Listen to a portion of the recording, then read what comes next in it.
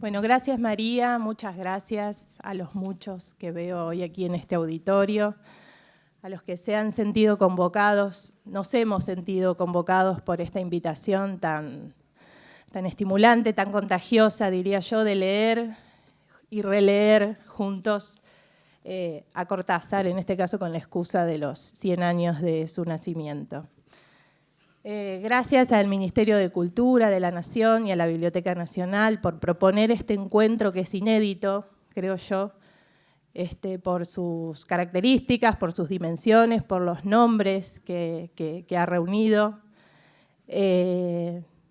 También por el hecho, creo yo, no menor de que sea el Estado el que tome a su cargo esta tarea, la tarea de homenajear a Cortázar, de homenajearlo en la forma de muestras, de exposiciones, de un monumento que se va a inaugurar, pero también haciendo lo mejor que se puede hacer con un escritor, que es leerlo, releerlo, compartir esas lecturas y, ¿por qué no?, quizás hoy aquí ponerlas en tensión, ponerlas en debate.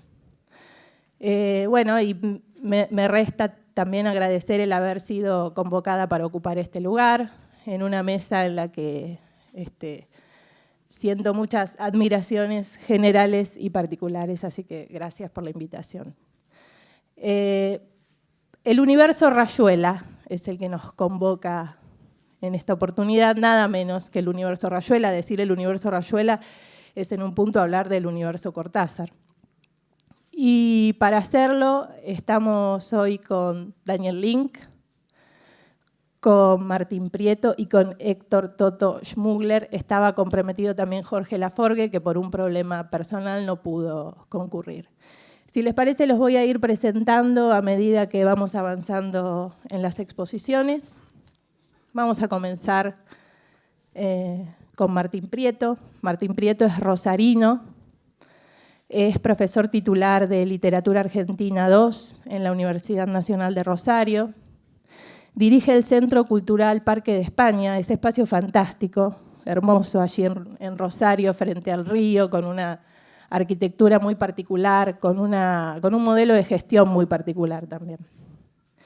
Ha escrito poesía sobre todo,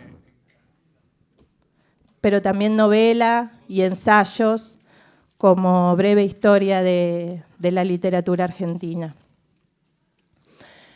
Lo escuchábamos ayer en la inauguración a Cortázar en un video, volvía su voz con las R's arrastradas, su tono mezclado con el francés. Y él decía muy claramente sobre su obra, sobre Rayuela, él decía que sentía que lo primero que había sentido era sorpresa y maravilla, porque decía él, yo pensé que había escrito una obra de un hombre de mi edad para otros hombres de mi edad, y sin embargo me encuentro con que fueron los jóvenes, fue la generación que me siguió la que lo tomó con gran entusiasmo. Y decía él que esa era una recompensa maravillosa y que finalmente encontraba allí la justificación del libro. Pienso esto mientras veo a los chicos de secundaria que se han sentido convocados por esta invitación, a la docente que ha sentido necesario acompañarlos hasta aquí, a la que también quiero agradecer.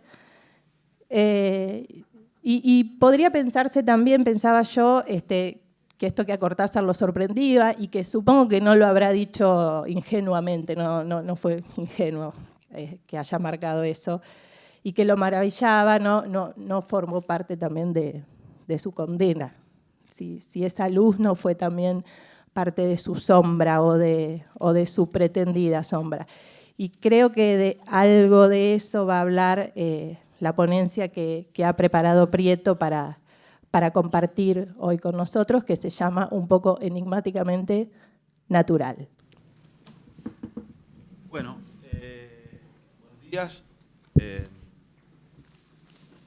Gracias, Karina, muchas gracias por esta invitación. De parte de, no solamente de las instituciones que forman parte de la organización de este encuentro, sino también de una especie de comité secreto que me enteré ayer, fue el que en realidad fue seleccionando a los invitados. Yo me preguntaba por qué me habrán invitado. Bueno, hay un comité secreto que fue el que fue poniendo nombres y temas a cada uno de esos nombres. Muchas gracias a ellos también por permitirme formar parte de esta mesa con un amigo, con un compañero, como es Daniel Link, y con una especie de mito viviente de la literatura y del pensamiento argentino, como es Toto Schmuckler. Es un placer enorme, Toto, compartir una mesa con vos, la verdad. Es bastante complicado hacer una exposición ahora acá. Estuve en este encuentro, estas jornadas desde que comenzaron ayer a la tarde. Hay muchos especialistas en la obra de Cortázar, hay muchas opiniones o juicios encontrados acerca de la obra de Cortázar, de la recepción de la obra de Cortázar, de la actualidad de la obra de Cortázar. No sé si pese a la opinión o la preopinión de ese comité secreto, estoy a la altura de estos sapientes cortasarianos. Yo voy a leer una exposición que está construida base a un recurso que es el de la paráfrasis. Esto quiere decir que voy a llegar a Cortázar muy tarde. Esta vez, tal vez hago esta salvedad porque en un momento dado van a decir se equivocó de ponencia, está leyendo otra para otro encuentro. No, vamos a llegar a Cortázar, pero vamos a llegar a Cortázar muy avanzada la exposición, porque me pareció que era el mejor modo que tenía yo para contarles un poco lo que tengo, siento que tengo para decirles. La literatura es la juventud o es una nostalgia de la juventud. Sergio Chaifec, escribiendo una vez sobre un viejo libro de Juan José Saer, Palo y Hueso, un libro precisamente de la juventud de Saer, aventuró el concepto de escritor a la intemperie de sus temas, de su retórica, de sus procedimientos, de su imagen de artista y de su convalidación popular o universitaria o de pares.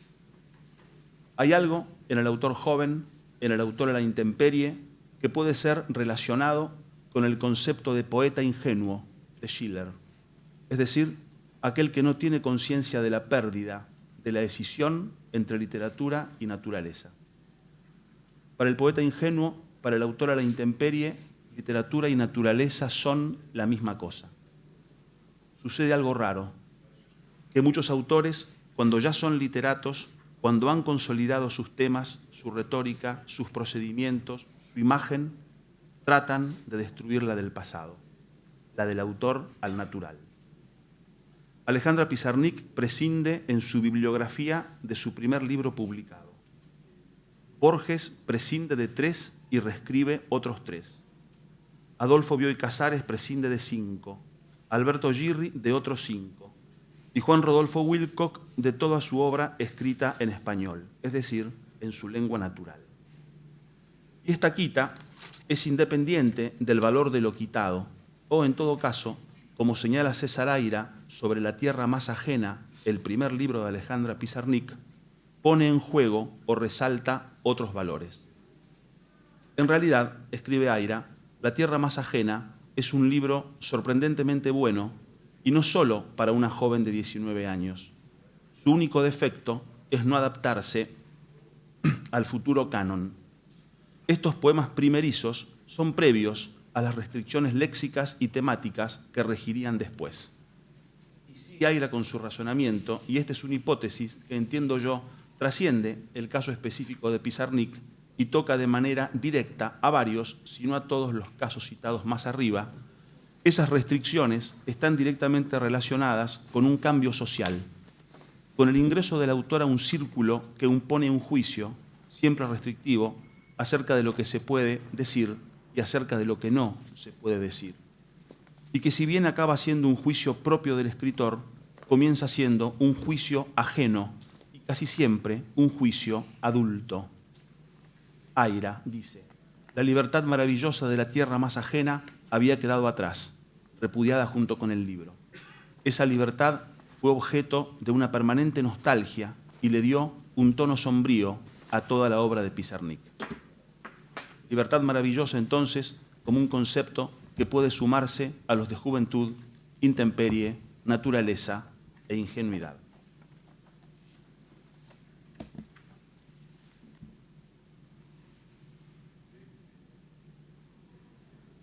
Nadie, en cambio, esto es menos raro en sí mismo, pero resalta la rareza anterior, prescinde, ni rompe, ni elimina, ni corrige sus últimas obras, ni anota en su testamento que las borren de su bibliografía.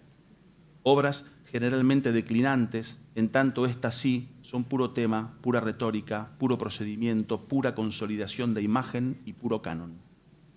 No son muchos en nuestra literatura quienes han desafiado eso que Edward Said llamó el estilo tardío y que se han animado a enfrentar la ley del tiempo para ser jóvenes otra vez, o pura naturaleza, o maravillosamente libres.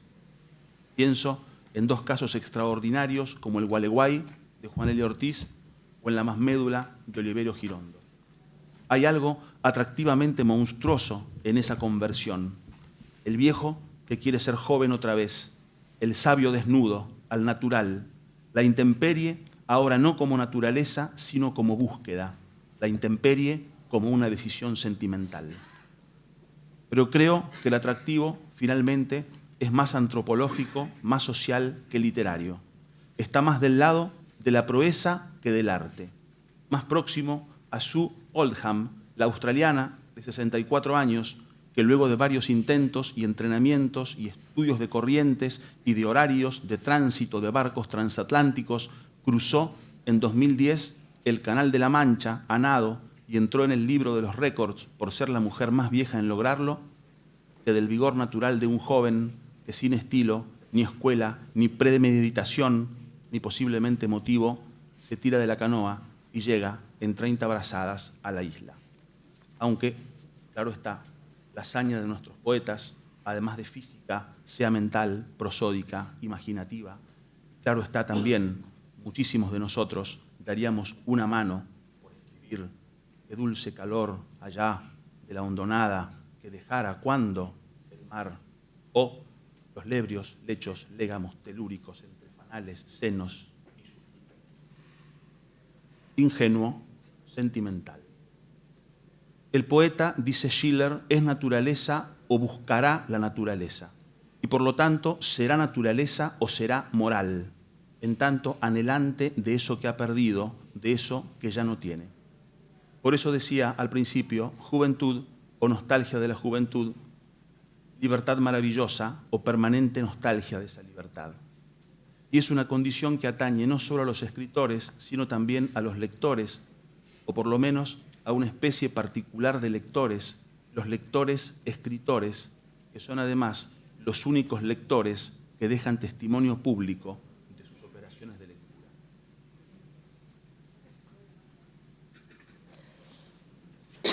En 1999, la editorial de la Universidad Nacional del Litoral publica la obra poética de José Pedroni y con ella un prólogo de Juan José Saer. Escribe Saer: un sábado de invierno de 1953 o 1954, yo tenía 16 o 17 años, después del almuerzo, tomé el colectivo de Esperanza y a eso de las 3:30 o 4, ante una puerta que todavía hoy creo recordar con claridad, toqué el timbre, esperé tembloroso un momento y cuando me abrieron y me invitaron a pasar, al transponer el umbral, entré a la vez, con el mismo paso inseguro, en la casa de José Pedroni y en la literatura. Durante una larga página y media, Saer trata de justificar ese viaje y esa impresión, hasta que finalmente anota: un par de años más tarde, gracias a Hugo Gola y a Juan L. Ortiz y a muchos otros, yo estaba buscando caminos diferentes a los de Pedroni para la poesía. Pedroni, como lectura, es para Saer lo que la tierra más ajena para Pizarnik como obra, una manifestación de la naturaleza o de la maravillosa libertad cercenada a partir del cambio social que supone en Saer el conocimiento de poetas mayores que él. Gola, 10 años mayor, Ortiz, 40 años mayor, que son quienes van moldeando en Saer un juicio restrictivo acerca de lo que se puede leer y sobre todo acerca de lo que no se puede leer. En este caso, Baldomero Fernández Moreno, Pedroni, Horacio Rega Molina, entre otros modelos de poesía realista y coloquial, bajo cuyo embrujo, cuenta Saer, llenó cuadernos enteros con imitaciones de su poesía a los 16, 17, 18 años. Los primeros poemas que publiqué allá por 1954 llevan la marca evidente de esa influencia, dice Saer. 10 años más tarde de aquella visita a Esperanza, Saer recibe en su casa de Colastiné Norte a Pedroni y a Gola. Pasan un par de horas charlando de poesía y de política, y cuando Pedroni se va, Gola y el anfitrión comentan lo bien que le habían pasado con quien, a pesar de nuestras diferencias estéticas, compartíamos el idioma común de la poesía. Es decir, el proceso de distanciamiento que se había iniciado 2 o 3 años después de aquella visita de Esperanza, 10 años más tarde, ya está cerrado por completo. Los adultos Gola y Ortiz llevaron a Saer hacia afuera de la juventud. Y así como señala Aira que en la obra de Pizarnik prima un tono sombrío, producto del corte con la maravillosa libertad manifiesta en la tierra más ajena, la obra completa de Saer es, a su modo, una huida de los modelos coloquiales y realistas de esa primera juventud que, sin embargo, aunque hayan salido para siempre de su memoria consciente, pasan a integrar de un modo u otro sus preferencias técnicas y formales, su instinto, sus reflejos de escritura. Tanta pasión, dice Saer, en un período de la existencia en que la pasión organiza todas las facetas de la personalidad, dejan sin duda huellas profundas en la práctica de la literatura. Pasión, entonces, es otro concepto que podemos sumar a los de libertad maravillosa, juventud, intemperie, naturaleza e ingenuidad.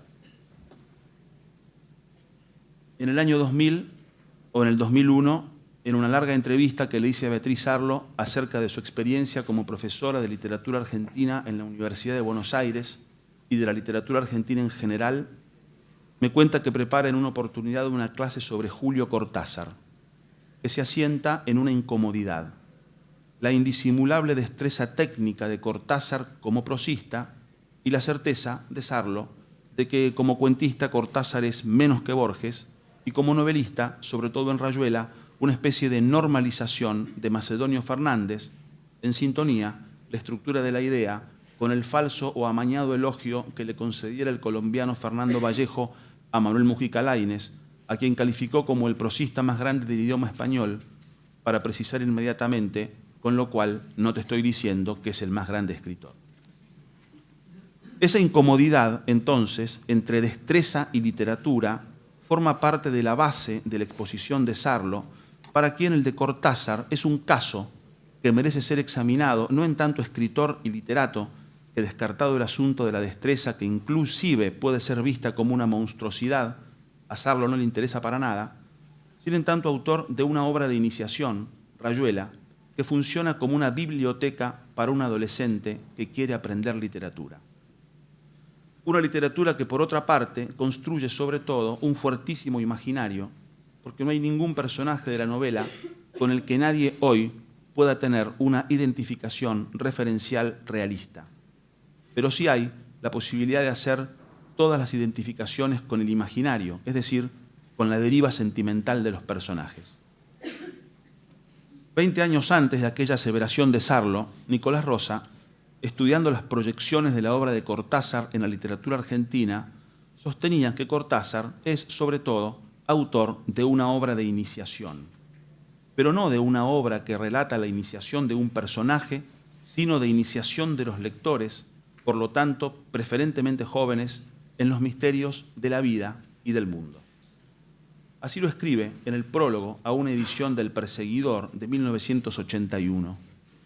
La influencia de Cortázar pareciera recaer más sobre la sensibilidad que sobre producciones específicamente literarias. Es una escritura que solicita y logra una adhesión a la propuesta, por definición inalcanzable, de descubrir los misterios de la vida y del mundo.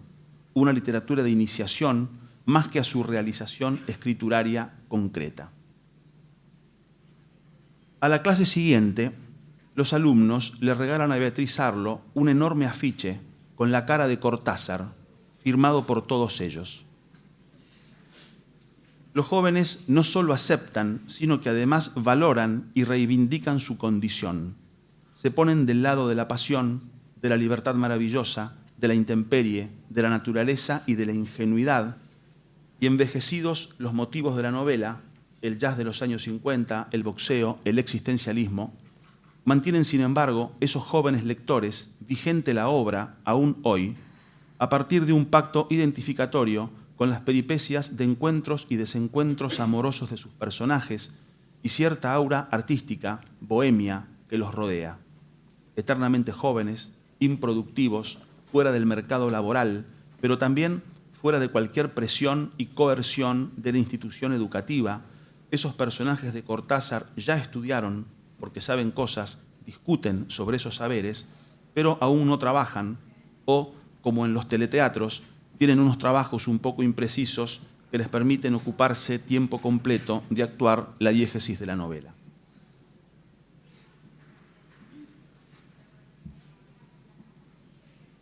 Los jóvenes, entonces, aquellos alumnos de Sarlo, antecedidos y repetidos una y otra vez, leen a Cortázar tan embrujados como Saer leyó a los posmodernistas a su misma edad.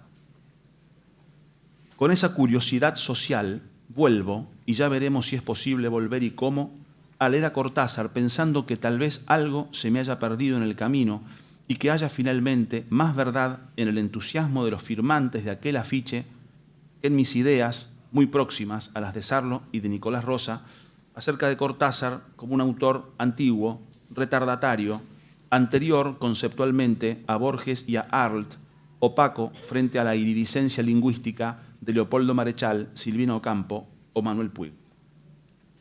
Vuelvo. No puedo. Sí, claro, puedo pasar la vista por los signos e interpretarlos, pero no puedo leer la palabra alma. No puedo leer cuando llovía me entraba el agua hasta el alma.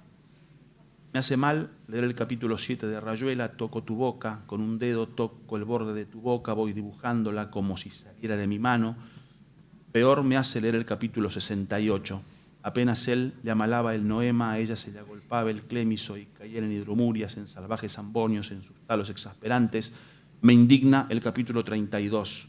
Bebé Rocamadur, bebé, bebé, Rocamadur, dientecito de ajo, te quiero tanto, nariz de azúcar, arbolito, caballito de juguete.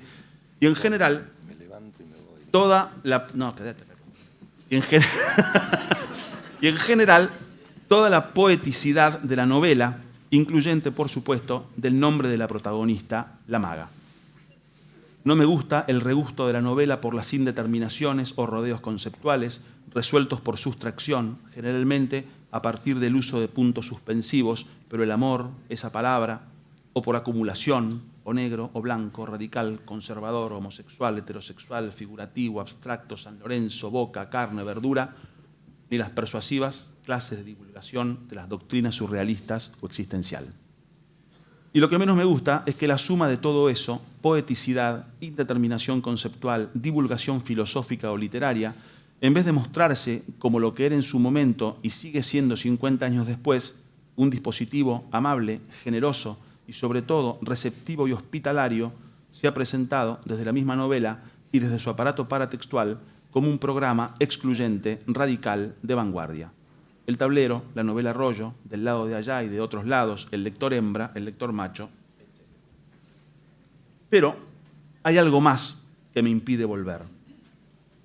A los 18, a los 19, a los 20 años, yo fui un lector sensible y emocionado de cada uno de los cuentos y de las novelas de Cortázar. Busqué sin encontrar en cuanta librería de viejos había en Rosario y en Buenos Aires un ejemplar de Presencia de Julio Denis y otro de Los Reyes, porque tal vez yo también quería saber, sin saberlo, cómo era Cortázar a la intemperie o al natural. Viajé a Uruguay en 1981 y me traje de vuelta con la felicidad que las vacaciones no me habían dado un ejemplar de Conversaciones con Cortázar de Ernesto González Bermejo de 1977 y sobre todo un valoradísimo ejemplar de la segunda edición española de Bruguera de Alguien que anda por ahí de 1980 que por la censura no se había publicado en la Argentina. Tesoros que venían a sumarse a mi casi completísima biblioteca de y sobre Cortázar, que medía a lo ancho más que la biblioteca Borges y que cualquier otra biblioteca de autor en mi modesta biblioteca de estudiante.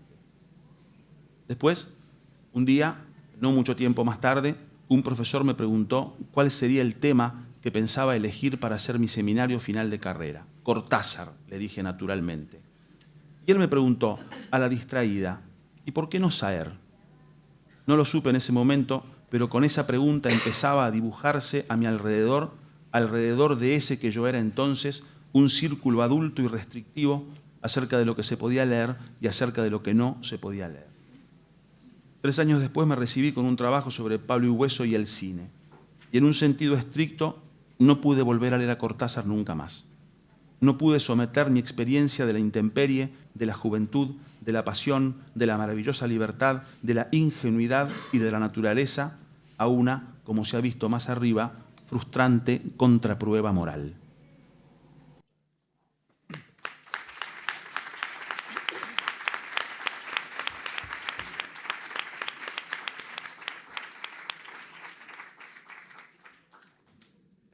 ¿Qué hacemos, Daniel Link, después de este manifiesto?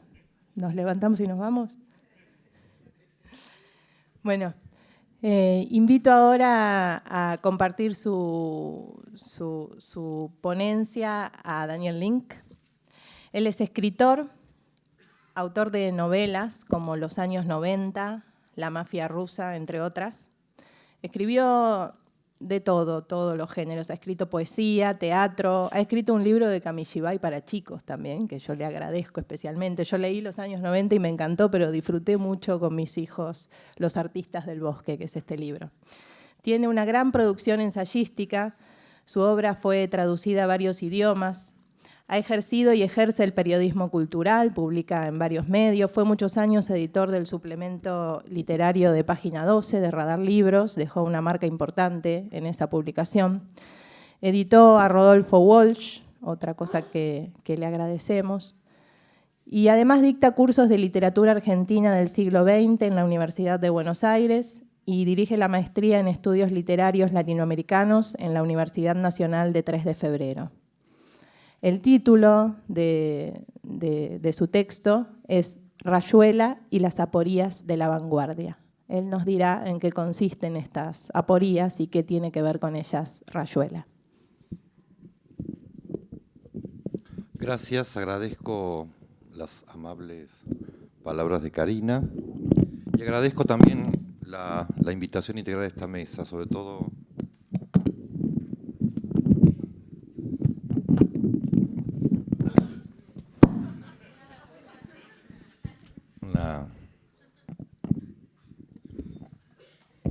esta mesa junto con Martín Prieto.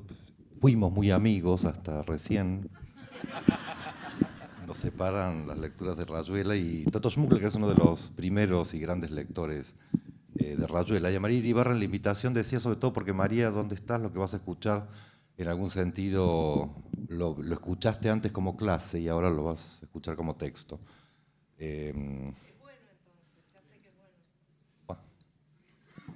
Y agradezco la presencia de todos ustedes, sobre todo porque ahí hay un grupo de chicos que me prometieron que van a leer Rayuela.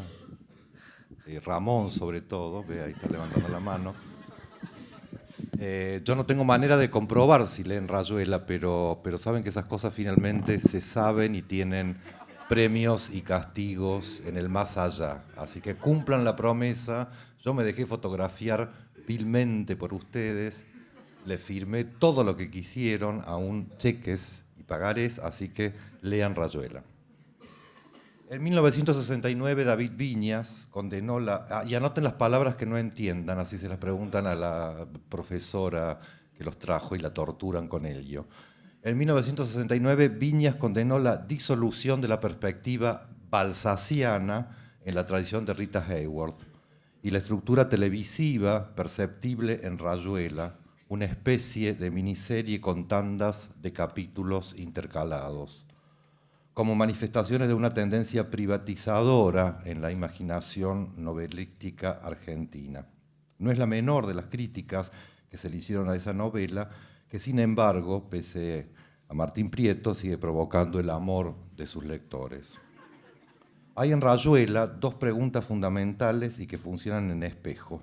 La primera está escrita en la primera página. ¿Encontraría a la maga? Es uno de los pocos comienzos que la literatura argentina ha hecho célebres. La segunda pregunta no es tan conocida, pero es igualmente importante.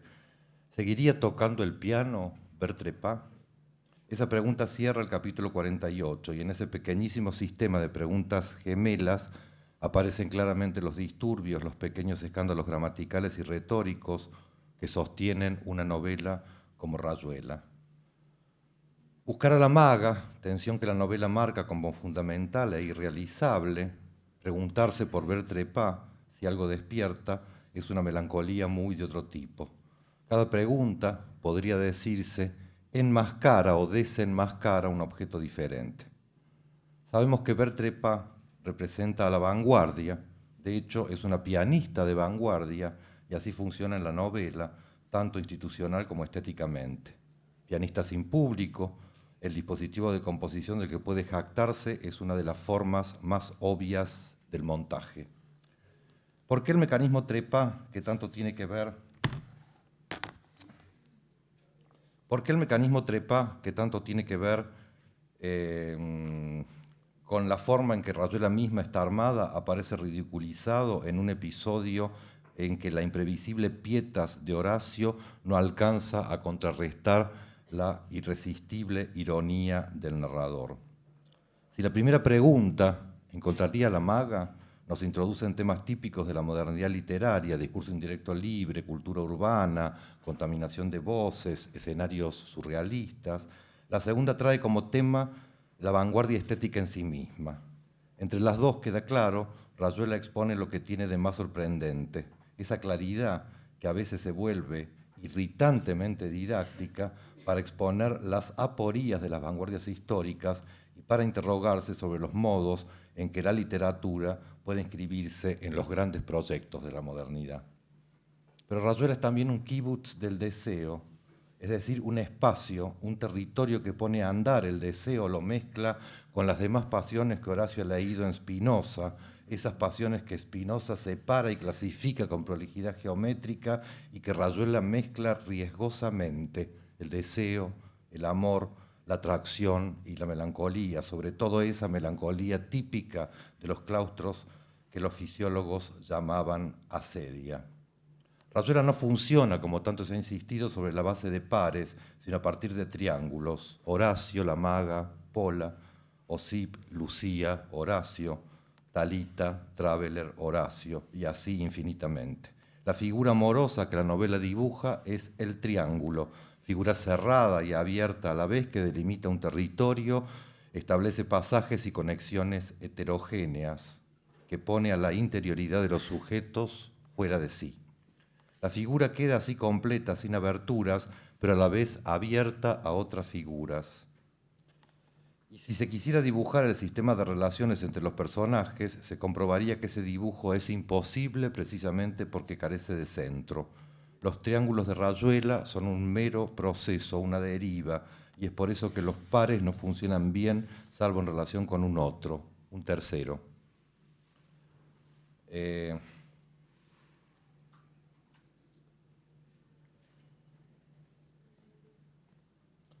Lo que ocurre es muy sencillo. En la novela el amor es la raíz desde donde se podría empezar a tejer una lengua. Y esa lengua desprecia el binarismo de la cultura occidental, tal como se observa repetidas veces. Oliveira deshace su subjetividad en varios lugares. El texto mismo es un triángulo de lugares. Acá, allá y de otras partes, se llaman las partes de Rayuela. La identidad, la subjetividad, la textualidad son en Rayuela un proceso sin fin. Oliveira literalmente se deshace de amor y de melancolía. No estás en mí, no te alcanzo, clama en el capítulo 93, tristeza de la inacción y la desesperación. Narcisos melancólicos, los personajes de Rayuela no pueden sino verse reflejados unos en otros, armar figuras complicadas, perderse en la imposibilidad de amar al otro porque el otro nunca es todo. Si algo es Rayuela es esa melancolía por una totalidad perdida. Por eso intenta reconstruir una lengua sin separaciones y un amor intolerablemente múltiple, contra la separación de los lenguajes, pero también contra el dualismo occidental, el dualismo que la novela atribuye a Occidente. Rayuela viene a decir que el ser no es posible.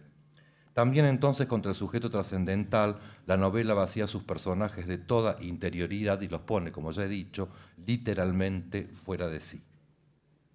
En el momento en que la interioridad es atraída fuera de sí, una afuera se hunde en el lugar en que la interioridad tiene por costumbre encontrar su repliegue y la posibilidad de su repliegue. Surge una forma que desposee al sujeto de su identidad y la vacía y la divide en dos figuras gemelas, pero que no pueden superponerse. La vacía y la desposee de su derecho inmediato a decir yo. Y alza contra su discurso una palabra que es indisociablemente eco y denegación, un lenguaje sin sujeto asignable, una ley sin Dios, un pronombre personal sin persona, un otro que es el mismo. Podría decir a quien estoy citando, pero creo que no hace falta. El doppelgänger sería, entonces, la atracción en el colmo de su disimulo, disimulada porque se da como pura presencia cercana, obstinada, redundante, como una figura más, y disimulada también porque repele más que atrae, porque es necesario mantener la distancia, porque se está continuamente en peligro de ser absorbido por ella y comprometido con ella en una confusión sin límites. En esos umbrales se instalan los personajes. Esos triángulos trismegísticos de los que habla Horacio son herméticos porque introducen, junto con la posibilidad de la escritura, el drama turbio, cenagoso, invisible de una humanidad a la deriva y desposeída de referencias estables. Nada menos humano que esa apariencia falsa de humanidad e interioridad metafísica que los personajes se atribuyen sin parar. No hay interior, no hay humanidad, dice la novela, en contra de los personajes. Detener la disolución de la identidad en un mero juego de dobles no hubiera sido sino reescribir la descripción del narciso suicida, la imagen clásica del pensamiento, el uno que deviene dos, la lógica binaria, naturaleza y cultura, sujeto y objeto, la cárcel de lo imaginario. Rayuela quiere ir mucho más allá y restablecer esa unidad de multiplicidades que es lo real, o mejor, piensa la unidad bajo la forma de lo múltiple y lo heterogéneo. Es por eso por lo que los triángulos no forman sistema, sino series o redes de representación gráfica imposible. Horacio se engancha en varios triángulos a la vez, la maga, Talita y Bertrepa también.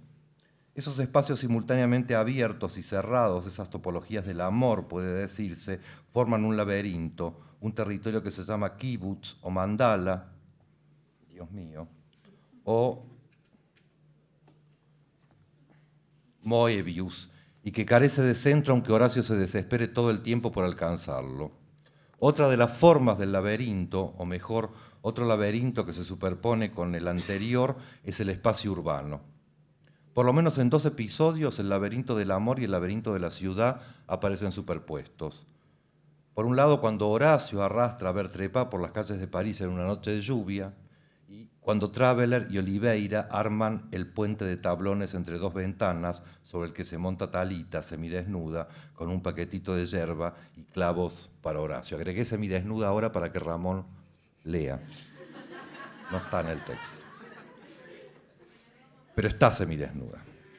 Podría suponerse que Rayuela habla con obsesión de esas ciudades, París y Buenos Aires, y sin embargo el espacio urbano desaparece prácticamente o aparece solo bajo la forma del anacronismo o la alucinación.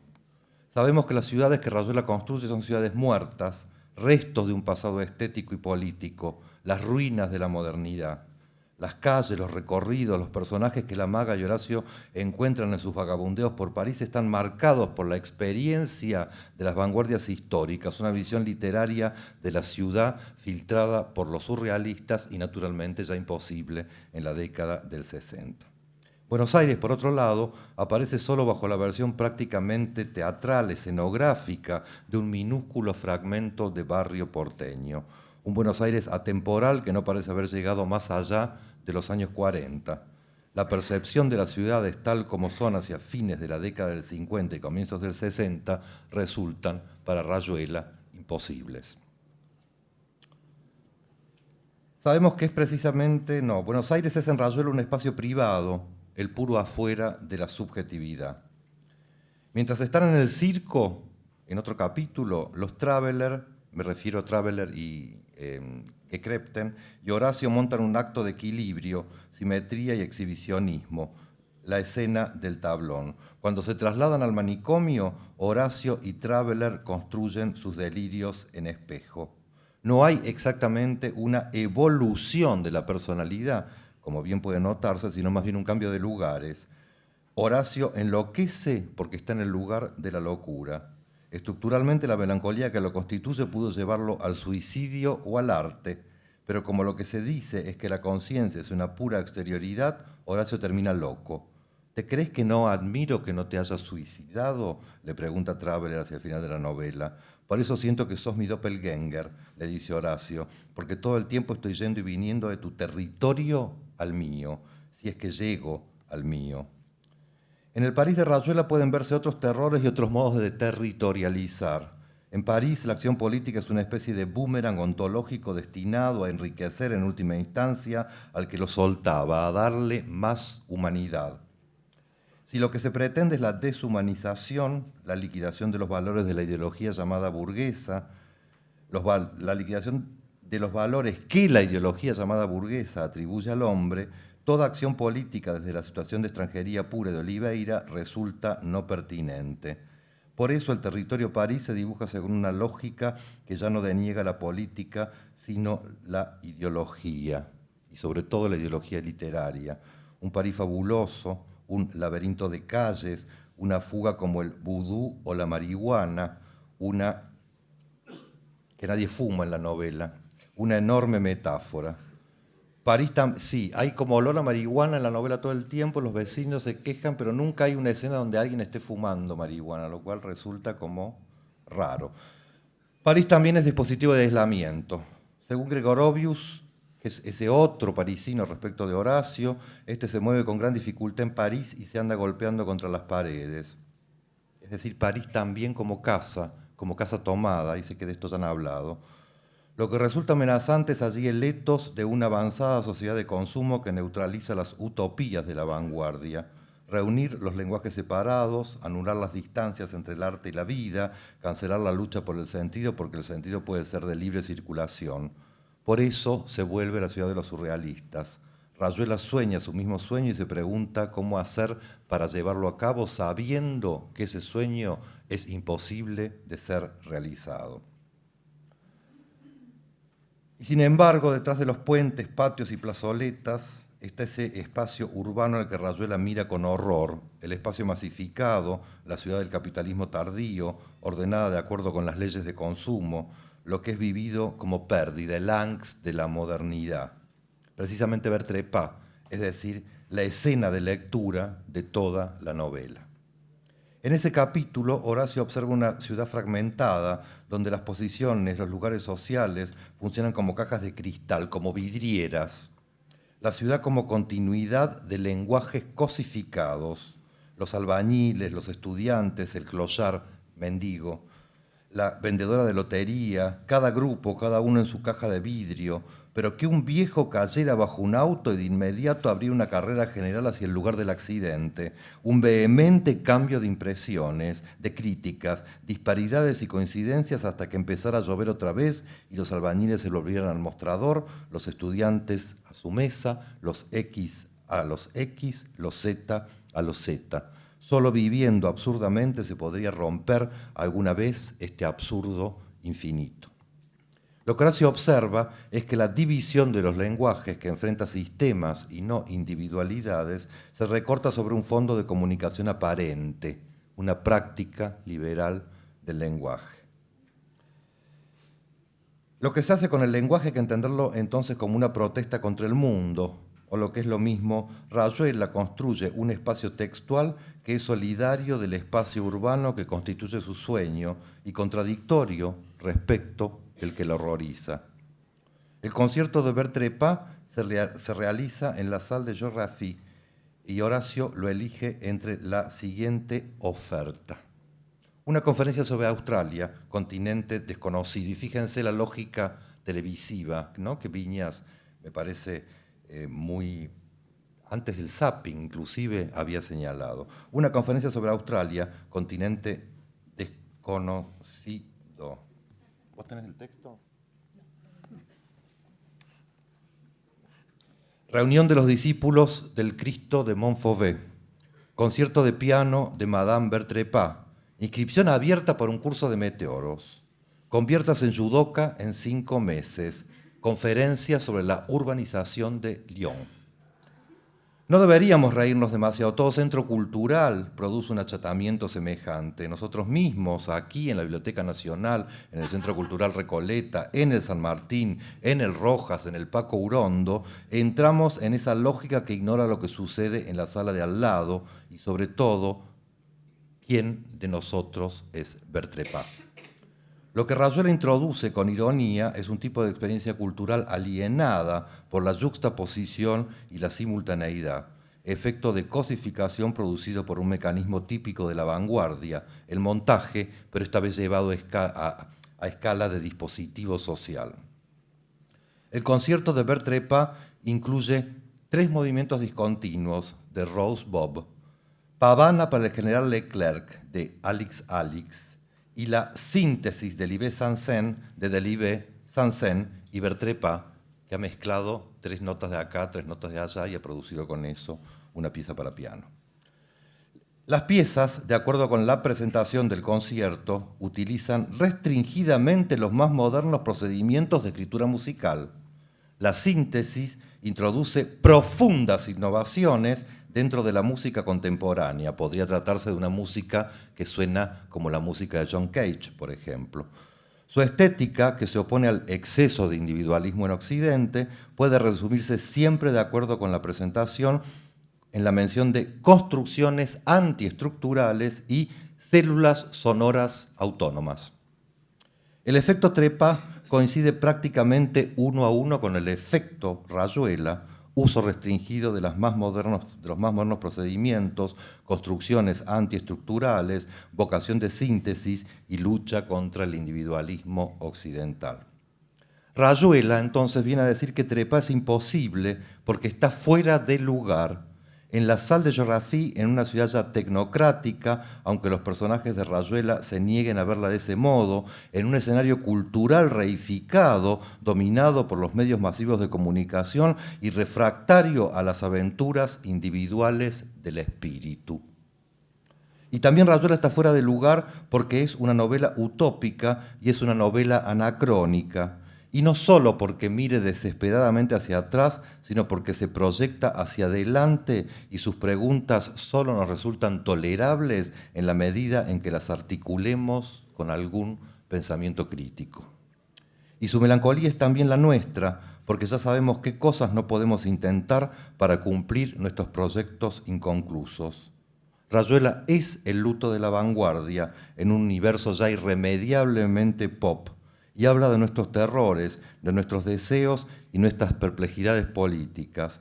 Los personajes de Rayuela sueñan, como nosotros, un tiempo, y aquí sí aclaro que estoy citando Mazzotta, los personajes de Rayuela sueñan, como nosotros, un tiempo en que los hombres podrían encontrarse entre sí en una relación abierta que pasara por los cuerpos, donde el cuerpo no fuera el instrumento de extrañamiento de sí mismo en el otro, sino el vehículo de una relación auténtica de cada uno consigo mismo y con cada uno de todos los otros y con todos los otros.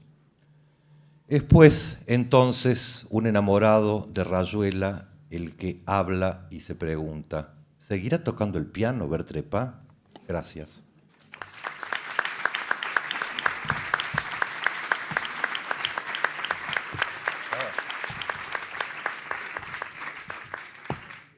Bueno, la siguiente y última exposición va a ser la de Héctor Schmuckler, Toto. Yo no sé si lo ven, si por la calle le dicen Héctor, si se da vuelta ya a esta altura. Schmuckler. Él es entrerriano, pero también cordobés, ¿no? A esta altura, desde allí, desde... ¿Cómo? Ahí está, ahí lo definió mejor. Es un cordobés que casualmente nació en Entre Ríos. Desde Córdoba ha venido especialmente para estar hoy con nosotros. Ha hecho de la semiótica su principal campo de estudio, pero también desde la sociología fue uno de los iniciadores en el país de lo que fueron los estudios culturales, lo que luego devendría en todo un campo de estudio de ciencias de la comunicación, cuando todavía no existía como carrera o como disciplina. Yo recuerdo como estudiante de Ciencias de la Comunicación, muchos años atrás, su prólogo para leer al Pato Donald, aquel texto célebre de Dorfman y Matelar, lo llevé para atrás, ¿no? Y luego supe que con ellos Schmuckler había creado la revista Comunicación y Cultura. Otras publicaciones que fueron célebres y que él fundó y dirigió, Pasado y Presente, por la que fue expulsado del Partido Comunista, y los libros, que por cierto, entre las buenas cosas que hizo esta Biblioteca Nacional está una edición facsimilar. Entre las muchas buenas cosas que hizo esta Biblioteca Nacional, anota Daniel Link, decía, una edición facsimilar de los libros que se editó años atrás con un gran prólogo de Horacio González, cuya lectura recomiendo vivamente. Schmuckler es profesor emérito de la Universidad Nacional de Córdoba, la Universidad Nacional de Buenos Aires y la Universidad Nacional de San Luis le han otorgado el grado de doctor honoris causa. Y hay que decir también que cuando estuvo en París por una beca, creo, estudiando con Roland Barthes, por ejemplo, Schmuckler conoció a Cortázar y no solo eso, sino que trabó una amistad con él, porque Cortázar había leído un ensayo suyo sobre Rayuela y ya lo conocía, el joven Schmuckler. Y no solo eso, sino que él tuvo que ver con un disco que hoy es mítico, recién me estaba contando de qué manera llegó a tener que ver, que es Cortázar lee a Cortázar. Muchos conocimos la voz de Cortázar a través de esa grabación, que hoy se puede buscar en YouTube. Pero en los 60 él fue el que le dio la idea a Cortázar de que se grabara. Me contaba recién Schmuckler que con el muy literario fin de juntar plata. Así que bueno, algo tendrá para decirnos sobre Cortázar y sobre la perseverancia de Rayuela, así se llama su exposición. Bueno, en la medida que todavía sigo en la vida, cada vez que me enfrento en situaciones de esto, pienso más o menos lo mismo. Ya cuando uno llega a cierta edad pronunciada, como la mía, los recuerdos se vuelven más míticos, ¿no? Es decir, obedecen menos a la historia para quedar consagrados en... Bueno, y la tentación es empezar a contar todo, en realidad lo que a uno le pasó con Cortázar en este caso, cosa que obviamente no voy a hacer. Decía que se presenta la situación, cierta como deseo de confidencia y contar, mirá, hace 50 años, 60 años, es decir, cuando muchos de los presentes acá no estaban, tal vez en algún árbol genético, pero tuvo que pasar muchos años para... Bien, quiero decir, son dimensiones inconmensurables. A esta tentación de recordar, se une algo que puede ser una ventaja y una desventaja. Como uno a veces aparece ahí como algunas de esas estatuas, llamémosle así, que están en el jardín de esta biblioteca, y están ahí. ¿Quién los va a tocar? Siempre viene algún imprudente que les mete, pero en general no hacen mal a nadie, y por lo tanto se corre el riesgo que lo que uno dice sea tolerado, o sea, tenga menos rechazo, menos discusión. Son situaciones favorables y desfavorables, así como los boletos más baratos para la gente que ha pasado cierta edad. Pero es porque ha pasado cierta edad. Que se presupone que no tiene capacidad adquisitiva como para pagar el boleto. Es decir, es una compleja trama, pero que no quería dejar de enunciarlo ahora que voy a hablar de uno de los temas que más han marcado, yo diría que más han marcado mi vida. Pero no es de mi vida de que quiero hablar, específicamente.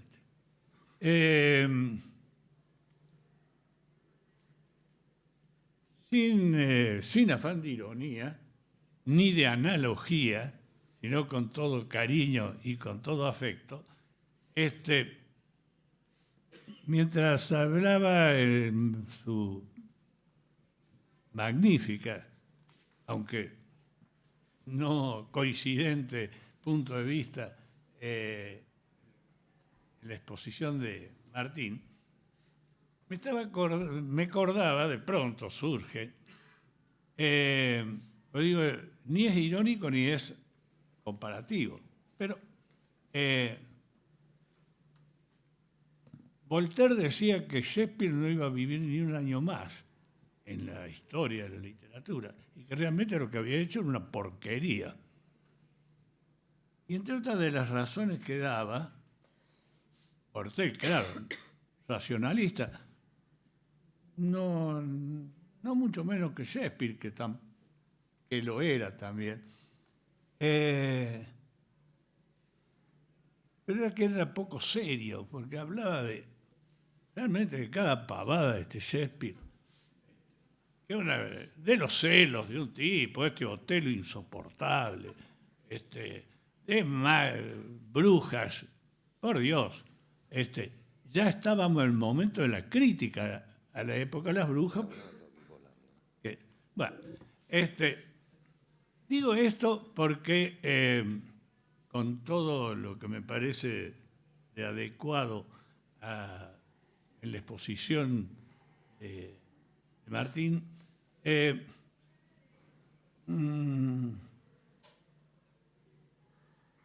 yo venía con otro espíritu y venía con el espíritu de hablar efectivamente de la perseverancia de Rayuela. Porque curiosamente o equivocadamente, yo tengo una mirada trágica sobre Rayuela. Sobre Rayuela y sobre todo Cortázar. Y cuando digo trágico, quiero decir trascendente, quiero decir permanente. Pero antes de introducirme un poquito más en esto, me llamó la atención y me hizo obviamente reflexionar el nombre de esta mesa, ¿no? El universo de Rayuela. No es fácil encontrarlo, salvo aceptarlo como una especie de frase de encuentro literario, digamos, ¿no? En el sentido más vulgar de lo literario. Porque, ¿qué podría ser? No digo qué es.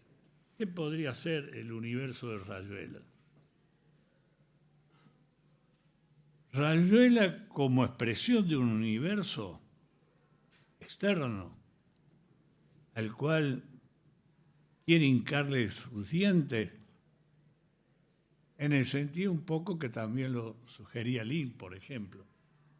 Hay una mirada profundamente crítica, desacomodada del mundo en que vive. Bueno, eso podría ser una manera de entender lo del universo Rayuela.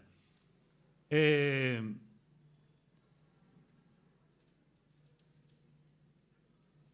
universo que rodeaba o que creía Cortázar que los rodeaba en los años 50, 60, cuando pergeña esto, o es nuestro universo. Aquel universo es distinto a este universo, a esto que podemos llamar el universo que nos rodea.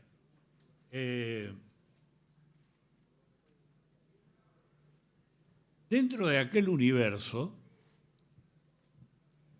digamos, imaginándolo a Cortázar, observando un universo, hay otro universo recortado, que es el universo del Club de la Serpiente,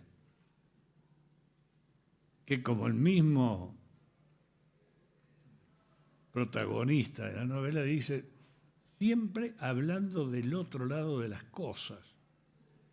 Y lo dice sabiendo que él también está permanentemente hablando del otro lado de las cosas y que no puede dejar de hablar del otro lado de las cosas, ni de pensar en el otro lado de las cosas. Una especie de disconformidad esencial con la vida que vive, con esa vida que en algún momento de Rayuela se dice, si esta es la vida, o algo parecido, alguien nos está tomando el pelo. Me recuerda a Kundera, ¿no? La vida está en otra parte. Y también en Kundera hay algo de trágico. Eso, ¿en dónde está? ¿Hay un lugar o es un permanente preguntarse por esa otra parte que sería verdaderamente la vida? Acoto, y hago una referencia, creo que útilmente biográfica, personal. Cuando yo leí la Rayuela, por primera vez, apenas había aparecido, viví una circunstancia humana, cultural, política muy especial. Y quiero con esto decir, a lo mejor es mi lectura la que me permite o me orienta a pensar en estos términos, y a lo mejor toda la razón es esta demoledora, porque es demoledora, y no lo digo peyorativamente, pero es demoledora lectura de Rayuela, que hace Martín.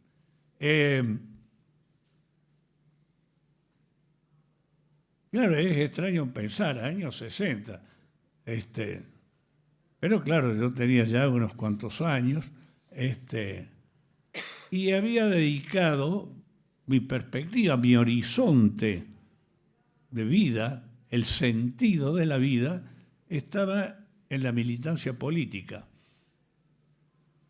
Como bien ya se adelantó, Pasó y Presente, que es la revista donde yo saqué mi primer trabajo sobre Rayuela, tuvo 9 números.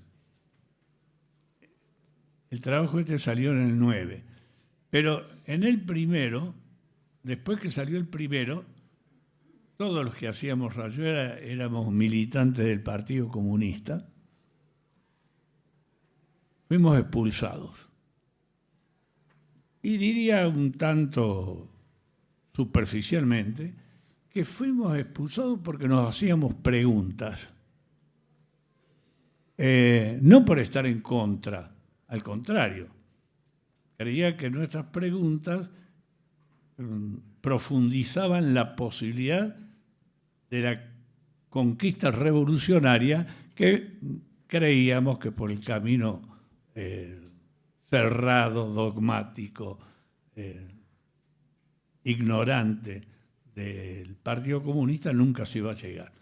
Es decir, para decirlo en estos términos modernos, más bien que modernos, actuales, y que me resultan muy desagradables, aclaro, nos íbamos por izquierda, no por derecha. Digo esto para dejar sentada algunas cosas. Por supuesto, también, y la historia se repite,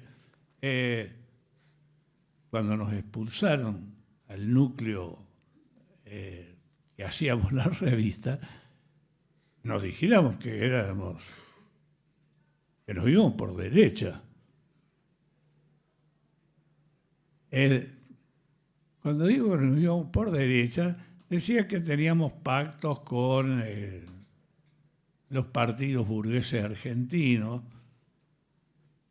Se insinuó seriamente que es posible que algún contacto con la CIA teníamos y que nuestra desfiguración de la verdadera ideología revolucionaria era evidente. Nos habíamos empezado a hacer preguntas sobre política. Y ahí entra Rayuela.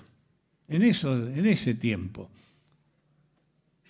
Rayuela incorpora para algunos, para muchos, y creo que esto es lo permanente, otras preguntas que nunca nos habíamos hecho. Las preguntas por la vida concreta, no por las teorías de la historia, no por los grandes movimientos que nos llevaban a la perfección, a la felicidad, sino por la vida. Porque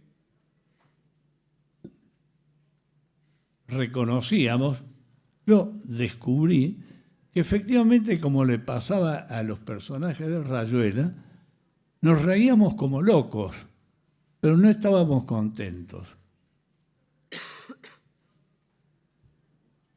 Y nos reíamos como locos porque teníamos todas las respuestas.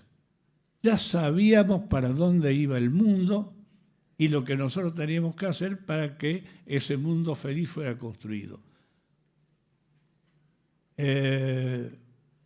Por lo tanto, ciertas preguntas eran impropias. Por ejemplo, la pregunta de ¿por qué la nostalgia? ¿Por qué la melancolía? ¿Por qué la tristeza? Es curioso decirlo hoy. La tristeza no cabía en nuestro mundo imaginario. Y no podía caber la tristeza porque todo marchaba en el orden de la perfección del mundo y nosotros estábamos en esto. Ser triste era reaccionario, porque no era estar contento por conocer el verdadero destino del mundo que nos marcaba la llegada, hegelianamente la llegada. Yo creo que Rayuela instala, esta es mi experiencia, pero creo que esta experiencia se repite en muchos otros.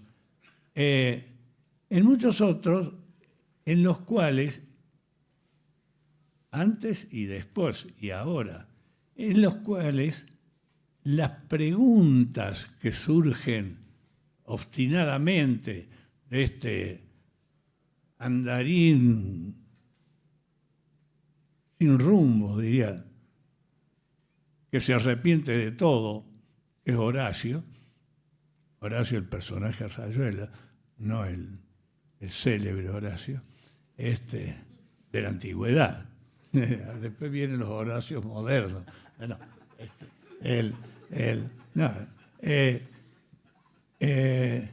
que no puede vivir, se pregunta.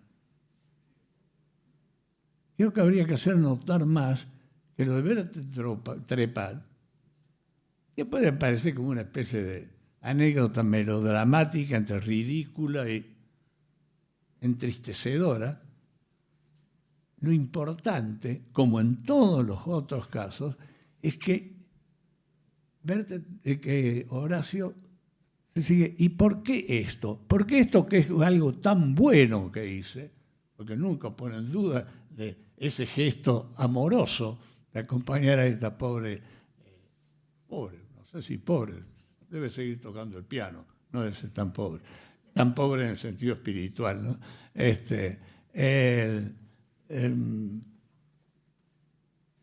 ¿Y por qué lo hace?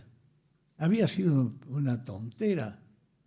¿Había sido una concesión a un sentimentalismo que estaba proscripto en las normas de una sociedad que tiene que ser racional y segura de los pasos que da?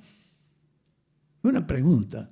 Yo creo que estas son las preguntas intensas que en realidad son las mismas preguntas, son exactamente, diría, las mismas preguntas que la humanidad se viene haciendo, bueno, por lo menos en los últimos 2500 años. Y para pensar en la época de la tragedia griega, ¿no? Pasada luego por otra tragedia que la shakespeariana, esa que le molestaba tanto a Voltaire. Pero son las preguntas de siempre.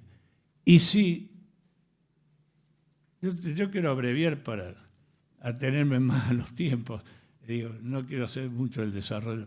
Digo, y si yo pienso en algo así que generalmente no se le ha adjudicado la perseverancia de Rayuela, estoy pensando en este acto, que es la perseverancia, que no es simplemente la insistencia, ni la persistencia, sino que hay un acto de voluntad de perseverar en algo. ¿Y quién persevera?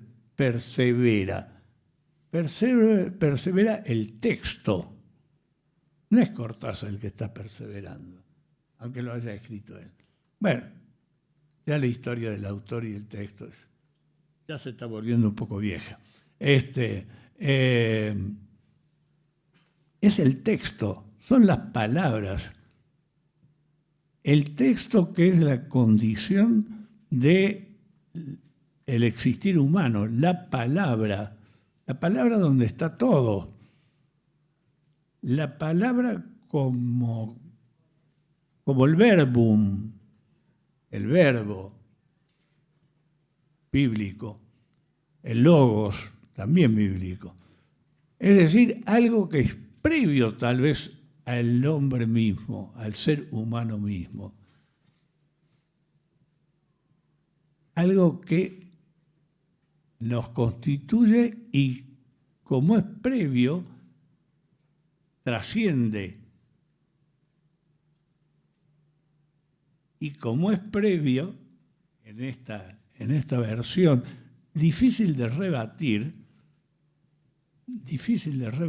esta versión, aún por los lingüistas más empecinados en pensar casi técnicamente, cerebralmente, constitución, predisposición, que siempre queda abierta la pregunta. Está bien, obviamente que hay una predisposición a la palabra, pero ¿y por qué la predisposición? Es decir, que siempre nos está lanzando, como la tragedia, como las preguntas incontestables de la tragedia, que podría uno toscamente resumir en ¿cuál es el sentido de nuestro existir? ¿Para qué estamos acá? ¿Estamos para algo? ¿Qué valor tienen nuestros actos? ¿Qué peso tienen nuestras palabras? ¿Podemos borrar las palabras simplemente o ya quedan dichas más o menos para siempre? Esto que también paradigmáticamente lo dijo Sófocles, y de ahí en adelante la pregunta no ha cambiado. ¿Quién es este individuo capaz de hacer tantas cosas y de no saber quién es? ese individuo es el ser humano. Iba a decir el hombre, pero cuando uno dice el hombre parecía que está hablando del sexo masculino. Pero todavía no hemos encontrado, salvo esta perífrasis, ser humano, que no es lo mismo que decir hombre, leona, gallo, etcétera. Son nombres. Y nadie...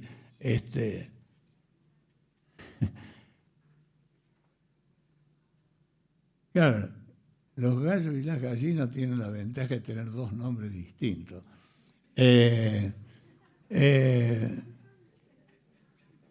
Los hombres como especie no hemos encontrado hasta que, y es posible,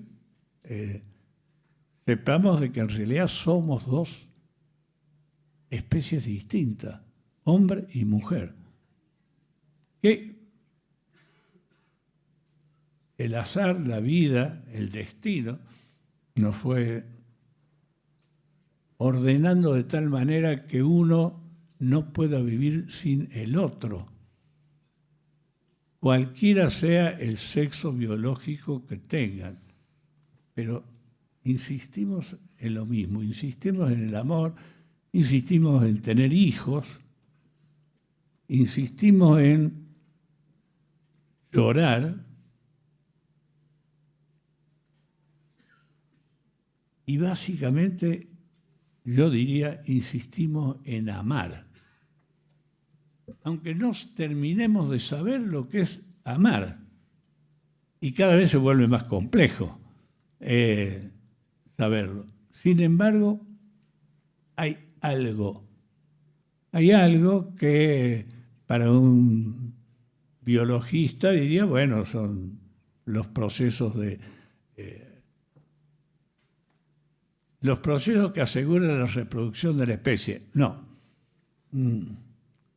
porque por amor también se muere y a veces pareciera que por amor también se mata.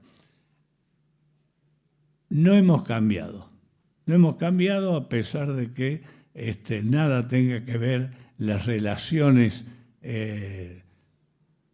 amorosas como se describen entre nosotros a las que se describían hace 400 años. En ese sentido, digo, me parece que persiste en un sentido de perseverancia, es decir, de ofrecernos un texto donde podemos reconocernos. Yo conté la anécdota biográfica de cuando leí Rayuela, porque difícilmente se repita. Bueno, por lo menos difícilmente se repite tal cual. Sin embargo, esta pregunta, este saber que existe la tristeza, donde quise sintetizar casi un descubrimiento, y que nos sentimos bien también estando tristes, no nos sentíamos traidor a algún destino previamente marcado.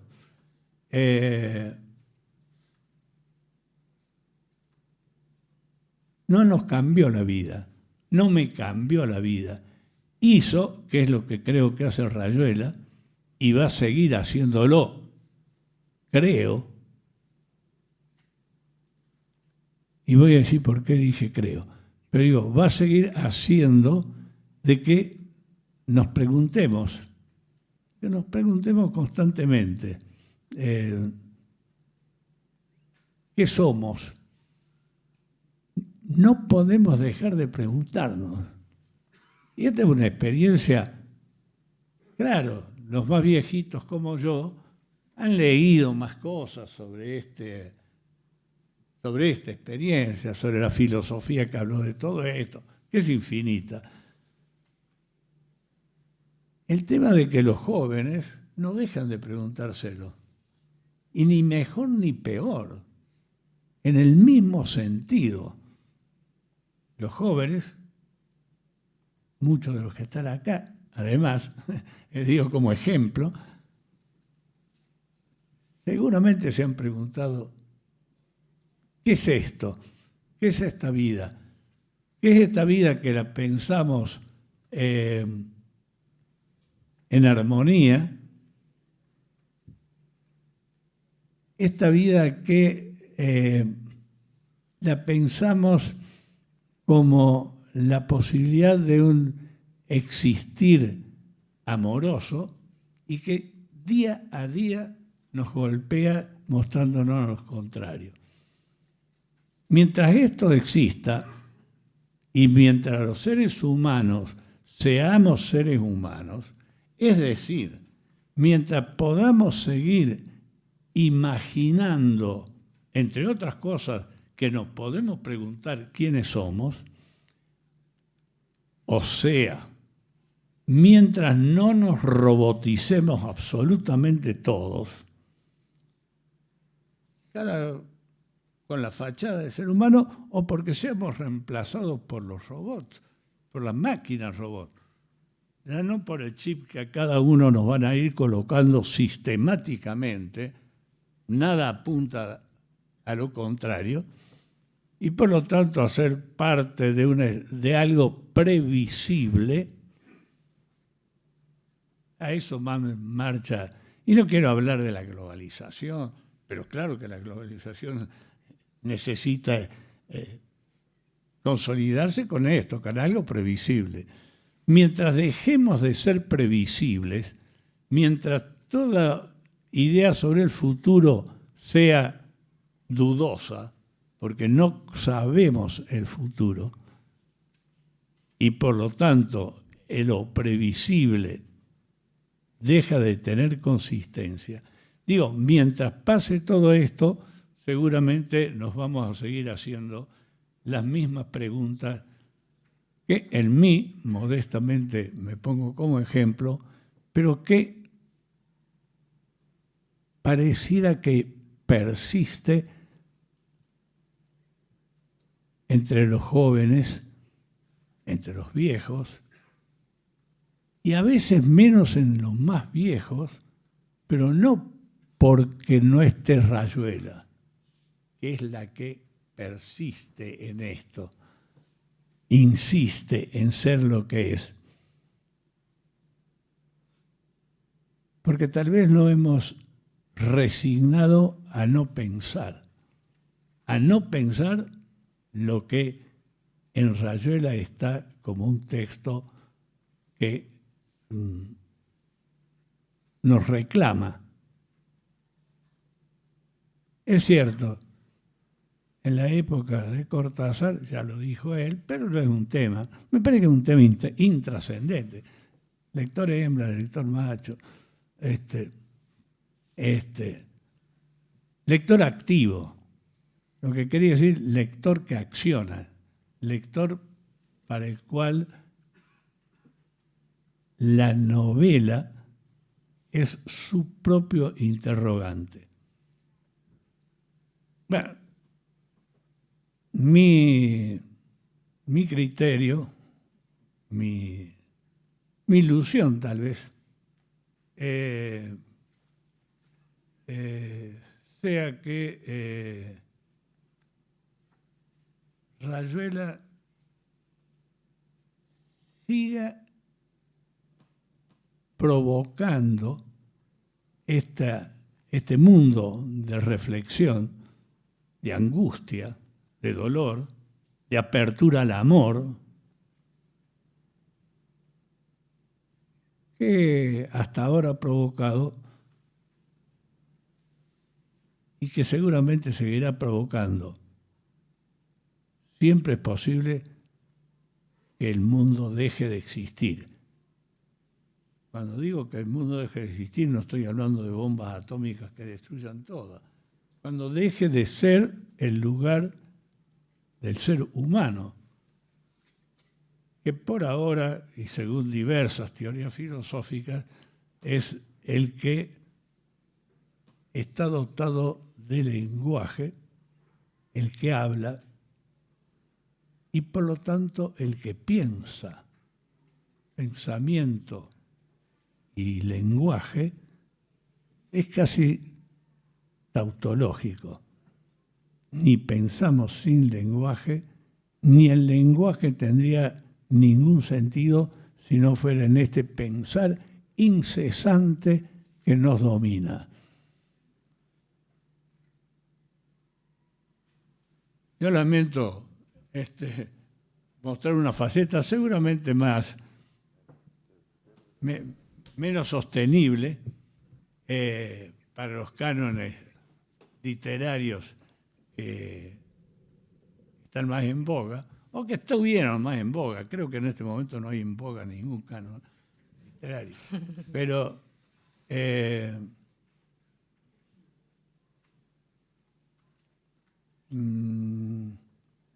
me parece que estamos homenajeando de mala gana, yo de mala gana,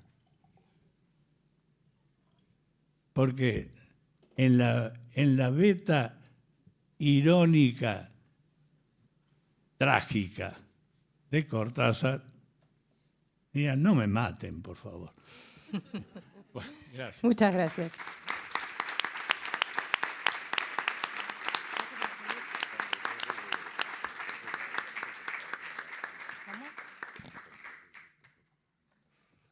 ¿Vos tenés que ir, Dani, o te quedás un ratito más? Bueno, Daniel Link lo están esperando sus alumnos, pero los va a hacer esperar un poquito, ¿no? Así que contamos con unos breves minutos, pero me gustaría aprovecharlos quizás para observar lo que a lo mejor, más allá de lo que acaba de decir Schmuckler, pueden tener en común las tres exposiciones. Está ahí, porque allí donde Link encontró el luto de la vanguardia como un luto que es textual, pero que también trasciende al texto, allí donde encontró que Rayuela habla de nuestros terrores, decía él, de nuestros deseos, de nuestras perplejidades políticas, que habla del lugar que ocupan nuestros cuerpos. Allí donde Schmuckler encontró las grandes preguntas de la humanidad, esa persistencia, esa perseverancia que elevan, por lo tanto, el texto a la categoría de clásico. Me parece que Prieto también encuentra una búsqueda, al menos, o una pregunta por esa metáfora tan bella que utiliza, que es la metáfora de la intemperie. Una búsqueda por aquello que se encuentra al natural, la intemperie, ya sea como naturaleza, decía él, o como búsqueda. Y me pareció que la anécdota que contó, la del profesor de su carrera, no creo que haya sido casual, debe haber sido real, una anécdota real, que fue un profesor de la carrera el que le introdujo la pregunta ¿y por qué no Saer? Pero tiene una gran carga simbólica también, ¿no? Que haya sido un catedrático el que hizo que, cuenta él, no volviera sobre Cortázar nunca más. Y me preguntaba entonces si a lo mejor no se trata, recién Schmuckler hablaba del canon, de un gran aparato conceptual, de una red infinita de profesores de carrera, los que nos introducen la pregunta ¿y por qué no Saer en este caso? O la pregunta ¿y por qué Cortázar? ¿Y por qué no otra cosa? Quiero ser breve porque es poco el tiempo que resta, me gustaría que hablen los expositores. Bueno, yo quiero hacer una salvedad, no sé cómo llamarlo, que es la siguiente. Yo soy posiblemente más cortasariano que la mayoría de los participantes de estas jornadas. He sido un lector... He sido un lector minucioso de todos los libros de Cortázar. Cuando recién recordábamos acá el disco de Cortázar por Cortázar, me lo sé más que ninguno de los cortasarianos. No íbamos al café porque teníamos que ir, sino porque no podíamos soportar las formas más solapadas de la hipocresía. O sea, he leído materiales que, como el libro de Néstor García Canclini sobre Cortázar, que hoy forman parte de, yo diría, la prehistoria de la bibliografía de Cortázar, etcétera, etcétera. Me separé. Cuando uno se separa, solo se separan en malos términos. Uno solo se separa en malos términos. Entonces, ahí había una cuestión, quiero decir, francamente, ¿no? Digamos, no hay, digamos, yo como no soy investigador ni soy solamente un profesor universitario, tampoco vengo acá por el papel, es decir, no es que me interese participar de un congreso, vengo porque me interesa especialmente el tema, no voy a un montón de lados de temas que no me interesan ni me interpelan. Es decir, efectivamente Cortázar es un autor a mí, por esta historia personal que les conté, es un autor que me interpela, es un autor que forma parte de los programas de literatura que damos en Rosario en la materia de literatura argentina contemporánea, pero esa pregunta de Daniel, es un enamorado de Rayuela que nos acompaña desde La Chancha con Cadenas, hace un tiempo, es una pregunta que a mí me vigila, quiero decir. Esa pregunta, es un enamorado de Rayuela que se pregunta, etcétera, etcétera, es una pregunta que vigila estas lecturas que yo hago de Cortázar y de Rayuela. Por lo tanto, digamos, a mí me pareció que en un encuentro de estas características, de este volumen, en el cual, insisto, está presente buena parte de la bibliografía sobre Cortázar.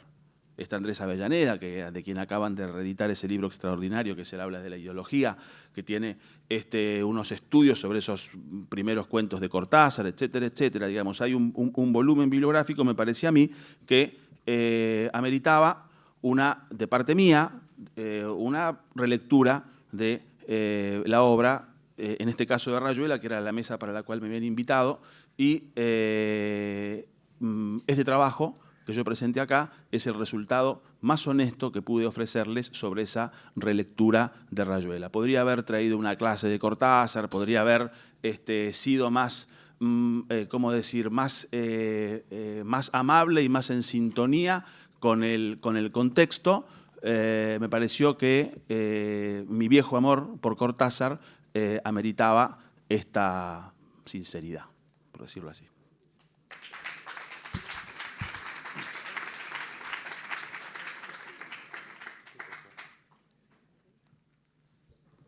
No sé. No, yo me quisiera quedar para siempre. Tengo que dar clases y la verdad es que no. Pero sobre todo tengo que ir hasta un lugar espantoso que es la facultad a dar clases. Si fuera acá a la vuelta no hay historia.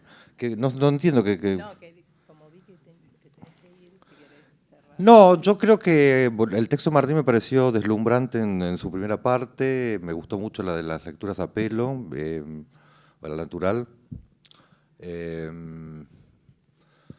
Sí, aplicado a Cortázar eso puede tener algún tipo me parece, de posibilidad de deslindar aquello que significa la carga de lecturas agregadas. Saben que un texto nunca se lee a pelo verdaderamente, sino que uno viene ya no con una serie de lecturas incorporadas.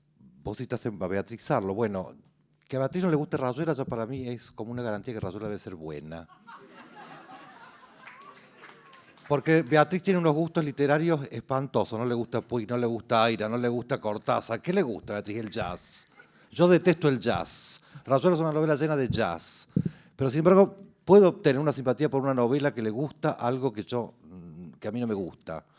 Los personajes de Rayuela son imbéciles, como bien señalan. Dicen cosas espantosas, pero Rayuela hace mímesis de lenguaje porque es una novela. O sea, Cortázar seguramente no le dijo a Carol Dunlop, beber Camadur es difícil vivir, yo haga así porque el box se ha ido al suelo, pero qué sé yo, es mímesis de lenguaje. Él está pensando que la gente es idiota y dice tonterías. La novela no dice tonterías. Pone en situación de tontería a los personajes para, en algún sentido, interrogar los límites de la tontería. Pero insisto, me parece como un desafío lo que Martín propone, leer a pelo una novela vieja como El mundo literario para mí comienza con Silvina Bullrich y Cortázar. Pero creo que en mi caso particular sería como una tarea imposible volver a ese estado adánico de gracia, donde yo estoy leyendo el texto por primera vez y en estado de naturaleza. Con lo cual, qué sé yo, no sé. Nada, eso. Me gustó mucho lo que dijo Martín. No comparto sus gustos literarios, pero eso no tiene ninguna importancia. Uno no trabaja con gustos literarios. Los gustos literarios son las cosas que uno hace en la casa. Digo, me gusta andar en patas, qué sé yo. Digo, por eso con eso no se construye nada.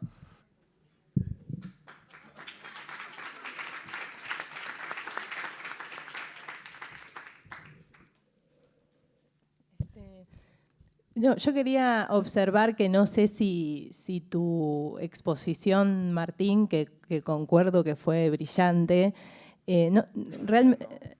ahora voy con vos. Ahora. Me tengo que ir y no me decís nada. ¿Cómo sos? Solo te gustan las cosas para niños que hago. Me tengo que dedicar a eso para que me quieras. No seas malo. Te alabé también los años 90. Es verdad. Y lo dejaste pasar. Yo quería decir algo que me parece interesantísimo de lo que acaba de suceder en relación con Rayuela, y es la posibilidad o la imposibilidad de volver a leer a Rayuela, que no es lo mismo que la posibilidad o la imposibilidad de leer a Rayuela. Quiero decir,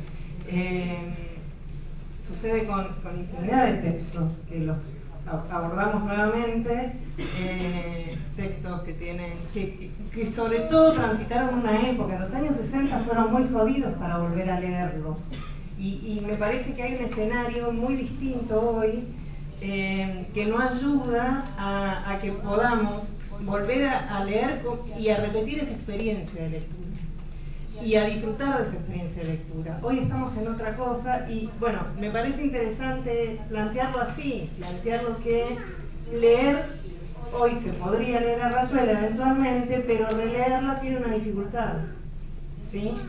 Porque hoy no leemos como, me parece, Daniel, hoy no leemos como leíamos en ese momento, leemos otras cosas en los libros. Y quizás lo que está en Rayuela, hoy no lo podríamos leer nosotros. ¿Se entiende lo que digo?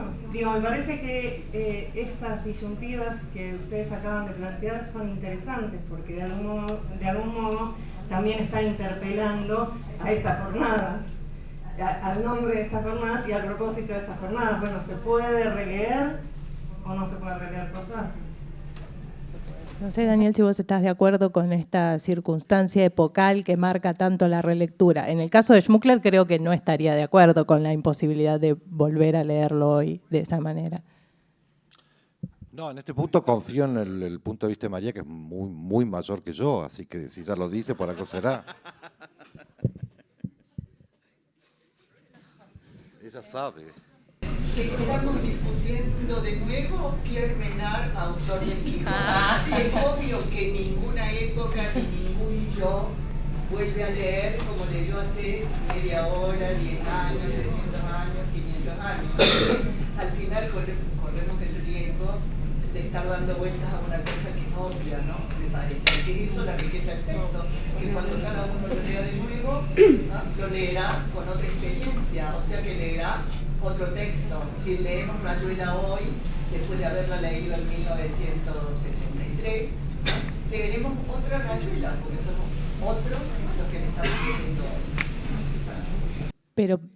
Pero sin embargo la seguimos leyendo con la pasión que provoca, por ejemplo, una separación. Siempre la lectura es apasionada. Siempre creo que también parte de eso es esto que se ha provocado aquí. Yo quería marcar una continuidad con la mesa anterior que pude escuchar. Martín Prieto no me pareces tan fuera de la corriente que se ha escuchado aquí, quizás sí de los dos expositores que te acompañaron.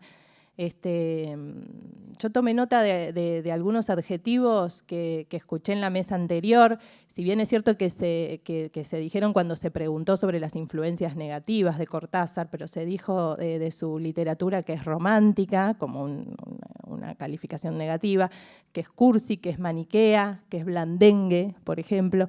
Y creo que esto tiene que ver con con un canon, no con una lectura, pero con un canon académico de época. Hay una cosa que me parece o que yo quiero destacar en esta discusión, que es, digamos que el trabajo que yo he leído acá, el trabajo que he traído acá, no es un trabajo de corte estrictamente académico universitario, es más bien el relato de una experiencia de lectura, y que como tal también es un poco intransferible. Quiero decir, a mí, para tomar uno de los ejemplos, para volver a uno de los ejemplos de mi trabajo, la opinión de Saer sobre Pedroni no me involucra como lector de Pedroni. A mí hay un montón de poemas de Pedroni que me encantan, y los posmodernistas, en general, es una generación de poetas que me gustan mucho. Me interesa ese caso porque es interesante ver de dónde huye Saer. Como me interesaba ver en ese artículo bastante revelador de Aira sobre Pizarnik, ver de dónde huye Pizarnik. Entonces, un poco, y porque me parece que al destrabarse ese enigma, de dónde se huye, al destrabarse ese enigma puede ser el resultado de eso revelador con respecto a la obra que se está leyendo. En el caso de Saer, con respecto a, digamos, en el caso de Pedroni con respecto a Saer, en el caso de Pizarnik con respecto a ese primer libro adolescente, ¿no? Entonces, por eso también me interesaba pensar, y por eso vine a un congreso de estas características también, pensar a Cortázar en mí como huida, ¿no? ¿De dónde huye de Cortázar? Eso era, más o menos. De todos modos, vos fíjate que esto que volvés a traer a cuento, que yo ya había anotado mentalmente, la lectura que hace César de Pizarnik, muy injusta, porque en realidad lo que quiere hacer César es desmontar el dispositivo de lectura del cual se ha sido objeto Pizarnik. Digo, no nota que efectivamente lo que hace Pizarnik entre ese primer libro, donde hay palabras como caspa, zapatillas, es decir, una apuesta por el universo sensible, es abandonar la apuesta por el universo sensible y apostar por el concepto. Es decir, Pizarnik se transforma en los libros siguientes en una apuesta puramente y totalmente conceptista. En la perspectiva de César, eso lo vio como una reducción y por lo tanto como un sufrimiento. Lo ve Sin embargo, yo creo que es sencillamente un cambio de lugar. Digo, no me parece que la Pizarnik de la Condesa Sangrante sea una poeta incapaz de reírse, por ejemplo, ¿no? Que uno de los últimos libros. Con lo cual, lo que uno diría es que te digo, una vez más, hay operaciones de lectura y está bien que César haya querido desmontar la idea de la poeta sufriente, la lesbiana que se pega la cabeza contra las paredes, que toma pastillas y qué sé yo, nadie me quiere. Pero también, eso me parece admirable, pero también es cierto que la lectura que hace César es un poco una lectura, no tomemos esto como si se tratara de l'art pour l'art, algo que nada tiene que ver con el mundo, que es meramente una mera cuestión que tiene que ver con el lenguaje. Me parece que ni en Pizarnik ni en Cortázar, que por otro lado son autores muy cercanos entre sí, se puede trabajar de ese modo, diría yo. Hay que tener en cuenta esos aspectos éticos en algún momento que involucran la propia vida de quien ha escrito y cómo esa vida, en algún sentido, sobrevive en los textos que nos legan. Sí. Una acotación.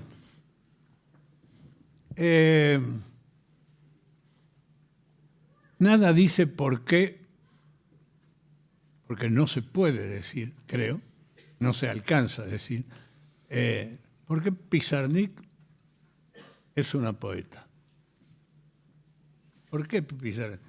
Todas estas razones que seguramente podrían ser repetibles, hay algo,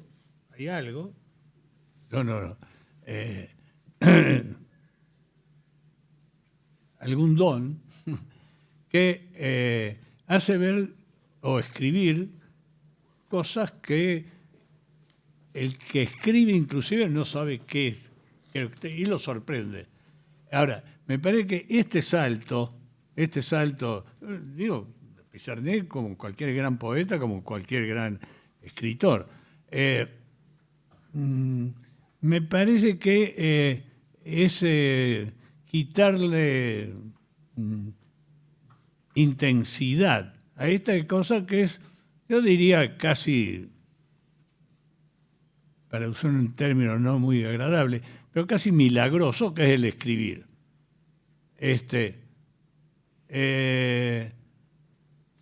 Por lo tanto, es cierto, Martín, ¿de qué huyo? Sí, efectivamente, uno tiene rechazos. ¿De qué huyeron distintos poetas de su experiencia?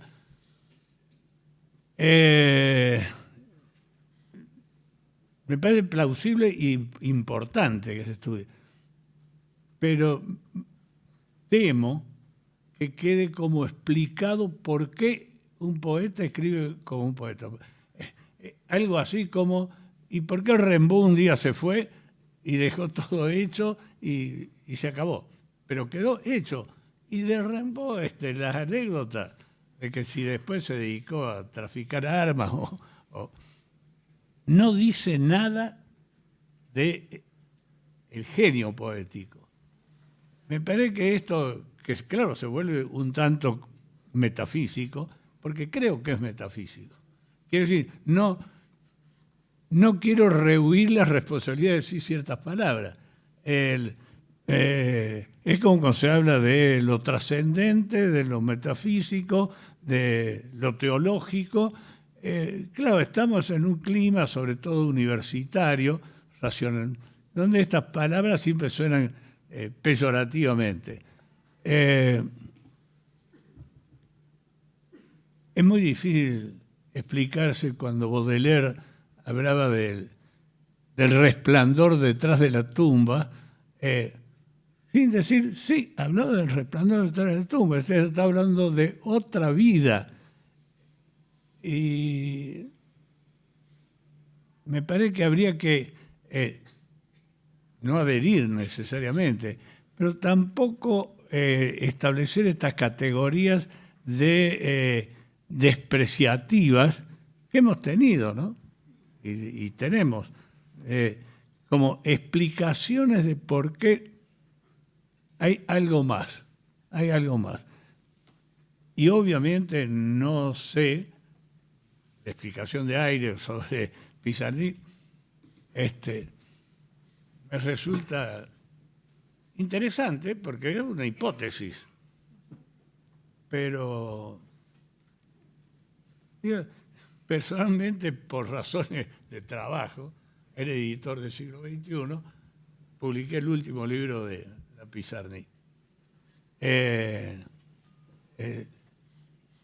Bueno, y eso me dio ocasión de estar mucho tiempo con ella. Y es inexplicable. Claro, tan inexplicable, sigo con las anécdotas, como a los pocos días de aparecer, David Viña, que es muy amigo mío y venía todos los días a la redacción de la revista Los Libros, vino con el ejemplar ese, indignado, de por qué, y preguntó, ¿quién publicó esto? Él sabía que yo era el editor del siglo XXI. Digo yo. Y es una anécdota que por ahí algunos la han contado. Estaba tan enojado David Viñas que me dijo, yo usaba anteojos, hasta hace poco usaba anteojos. Me dice, mira, no te pego una trompada, porque como era un caballero en el fondo, David Viña, a las personas con lentes no se le puede pegar. Bueno, digo, buen ejemplo también de la pasión que despertaba en ese momento la literatura. Pero yo creo que toda explicación puede ayudar, pero como se dijo recién, creo que sean verdades como consagradas. Esto es así por esto. No creo que haya sido ese el espíritu de este encuentro y por eso mismo creo que fue muy fructífero para todos los que lo pudimos seguir. Y evidentemente algo del orden de ese algo más, de eso que no se puede explicar, radica en la potencia de Rayuela, porque nos vamos con muchas preguntas abiertas que agradecemos a Daniel Link, a Martín Prieto y a Héctor Toto Schmugler que nos hayan ayudado a plantear, al menos en estas jornadas de homenaje a Cortázar. Bueno, muchas gracias.